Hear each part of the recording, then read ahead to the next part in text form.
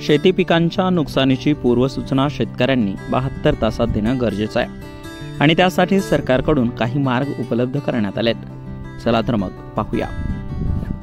दुष्काळ म्हणून शेतकरी इंटिमेशन करतात. याशिवाय कीड रोगाचा प्रादुर्भाव म्हणून इंटिमेशन करतात. तर ते आपल्या याच्यामध्ये महाराष्ट्रापुरतं तो ऑप्शन नाही, परंतु ते केंद्राचा ॲप असल्यामुळं तो पूर्ण देशासाठी ते ऑप्शन निवडलेले आहेत.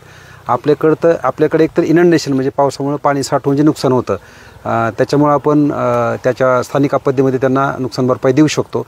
याच्यासाठी एकतर पर्याय यावर्षी नवीन आहे 14,447 हा एक नंबर नवीन पूर्ण महाराष्ट्रापुरता हा जाहीर झालेला आहे. कारण यापूर्वी विमा कंपनीचे वैयक्तिक नंबर असायचे, त्याच्याऐवजी हा शासनाचा एक 14,447 म्हणजे त्याला KRPH कृषी रक्षक पोर्टल हेल्पलाईन असं म्हटलं जातं. याशिवाय सगळ्यात चांगला पर्याय जो आहे तो इन्शुरन्स ॲपच्या माध्यमातून इंटिमेशन देणं आणि त्याच्यामध्ये मग आपल्या ज्या ठिकाणी नुकसान झालेलं आहे त्याचा आपण फोटोग्राफ्स वगैरे काढू शकतो.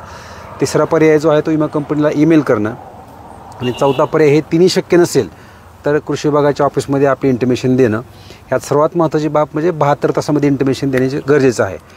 नुकसानीची पूर्वसूचना देण्यासाठी इन्शुरन्स ॲपवर आपण ही पूर्वसूचना देऊ शकतो.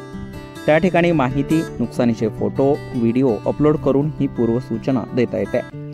त्याशिवाय राज्य सरकारकडून देण्यात आलेल्या 14,447 या टोल फ्री क्रमांकावर संपर्क साधून देखील पूर्वसूचना देता येते. हा पर्याय शक्य नसल्यास विमा कंपनीच्या ईमेलवर मेल करून पूर्वसूचना देता येते.